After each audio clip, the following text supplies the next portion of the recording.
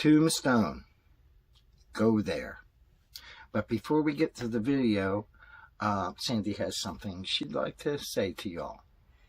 Want to thank you all for joining us and to say that we really appreciate each and every one of you, and it makes us so happy that you chose to join us on our journey.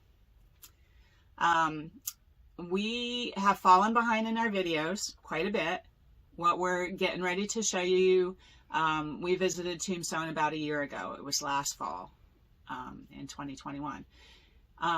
So we intend to get caught up on our videos over the next few months here. We're going to work real hard on it. So we just want to ask you to stick with us because we have some great content that we really want to share with you, and we're going to try and knock it out real quick here.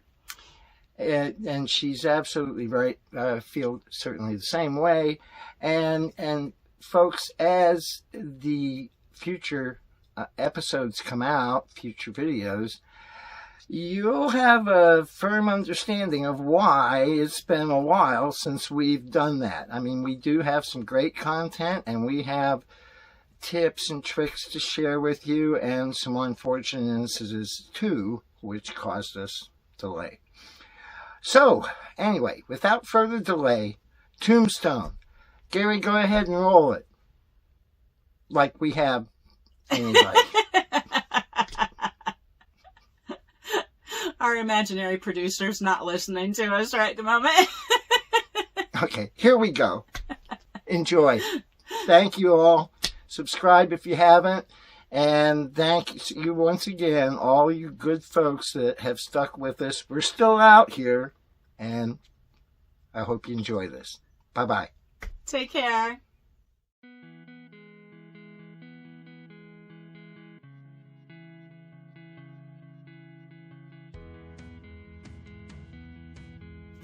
As we left Elephant Butte, we drove through the town of Hatch, New Mexico. Hatch is actually the chili capital of the world, and a very cute town.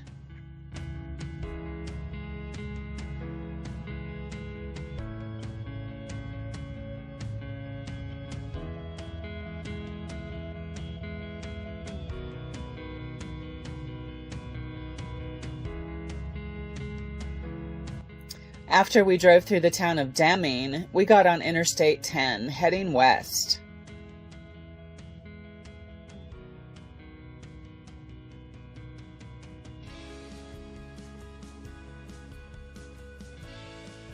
About 20 miles east of Benson, Arizona, we came across Texas Canyon. This is a natural outcropping of huge granite boulders situated in a valley between the Little Dragoon Mountains to the north and the Dragoon Mountains to the south. There's a rest area right in the middle of this canyon, so you can check it out further. Pretty awesome place.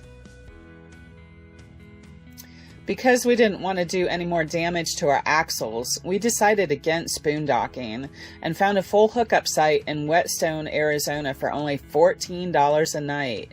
And a pretty nice place, too. So, our campground was only about 20 minutes away from Tombstone, and we were super excited to explore the town. We've been to many of the popular Old West towns, but Tombstone is the most well-preserved we have seen. They repaired the wooden boardwalks, returned historic Allen Street to dirt, and don't allow vehicles in this historic section. So we were able to get better pictures and have a better experience. Of course, Ed and I are huge fans of the movie Tombstone, even though the actual timeline differs from the movie. As with most Old West towns, what actually happened and when depends on who you ask.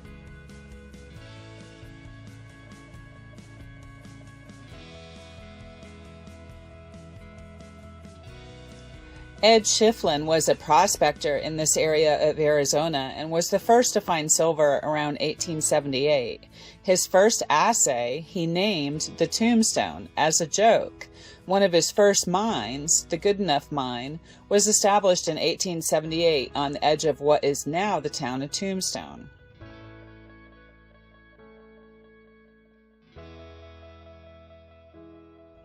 Wyatt Earp arrived in Tombstone in late 1879 or early 1880. At this time, there were very few buildings in the town. Tombstone was still known as a canvas village, since most shops, saloons, and hotels started out as tents until they were able to construct their buildings. As Tombstone was building up, the cowboys moved into ranches in the surrounding area and sold beef to the village from cattle they had stolen in Mexico. It was a supply and demand situation that worked well for everyone until the cowboys started to get greedy for a bigger share of the silver being found.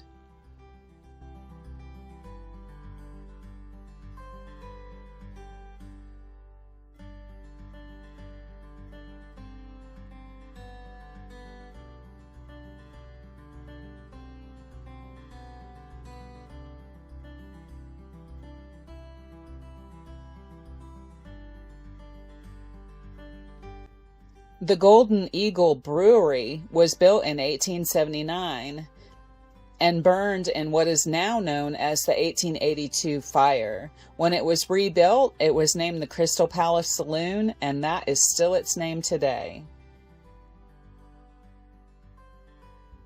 Wells Fargo had many locations in Tombstone. They were the major carrier of mail, bullion, and payroll. Wells Fargo contracted with stagecoach lines to carry the cargo and hired shotgun messengers, which rode beside the driver to guard the passengers and the cargo. Wyatt, Virgil, and Morgan Earp were all shotgun messengers during their time in Tombstone. The Epitaph newspaper published its first issue from a tent on Fremont Street in May of 1880.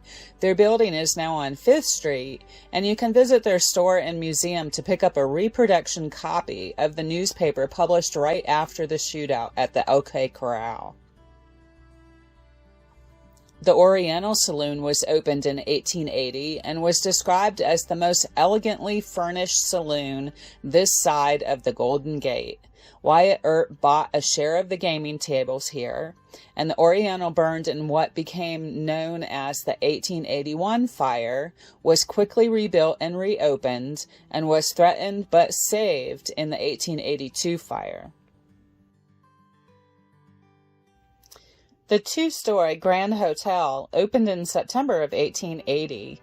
The hotel burned in the 1882 fire and was rebuilt as a one-story building. In the 1970s, it became Big Nose Kate's Saloon, as it still is today. The current owner was very kind to us and allowed us to come inside with General to get pictures of the beautiful stained glass windows.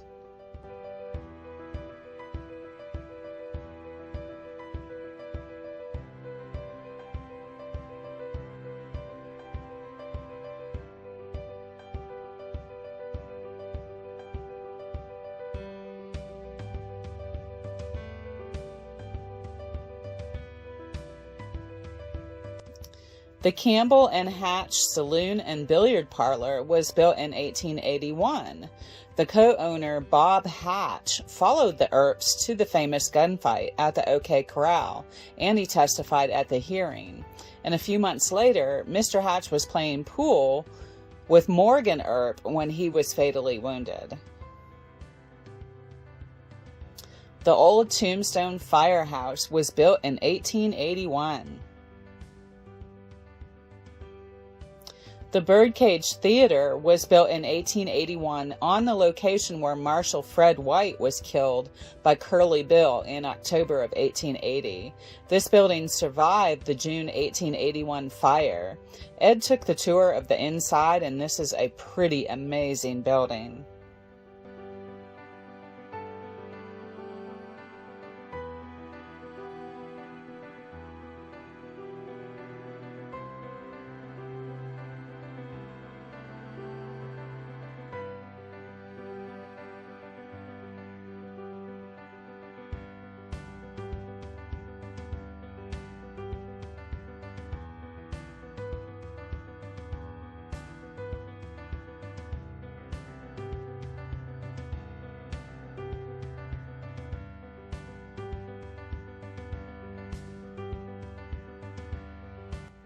Myers Brothers clothing store was under construction 2 months after the OK Corral shootout when on December 28, 1881, assassins hid in the partially constructed building to shoot Virgil Earp.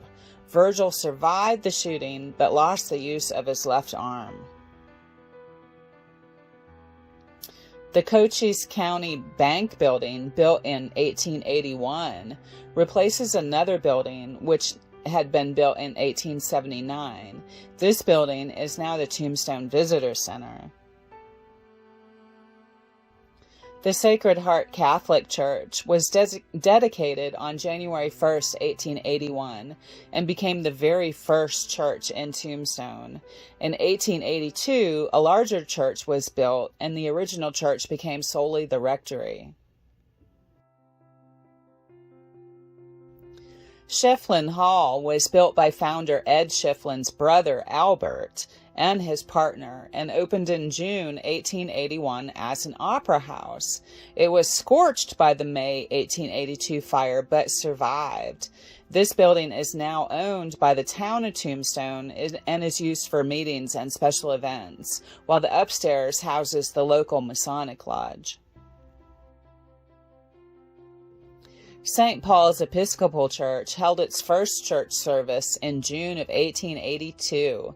This is the oldest Episcopal church in Arizona and the oldest Protestant church in Arizona. The City Hall building was built in 1880 and originally housed the Fire Department's Company No. 2. From 1882, it has been used by mayors, marshals, and official city offices. The two-story Victorian red brick Cochise County Courthouse was built in 1882 and housed the offices of the sheriff, the jail, and the courtroom. This building remained the county courthouse until 1931, when the county seat was moved to Bisbee. The building was eventually turned over to Arizona State Parks. And of course, the OK Corral is undoubtedly the most popular place in Tombstone, and is the site of the famous shootout involving the Earp brothers and Doc Holliday. Ed took this tour, which was a small reenactment of the shootout with admittance to the museum area.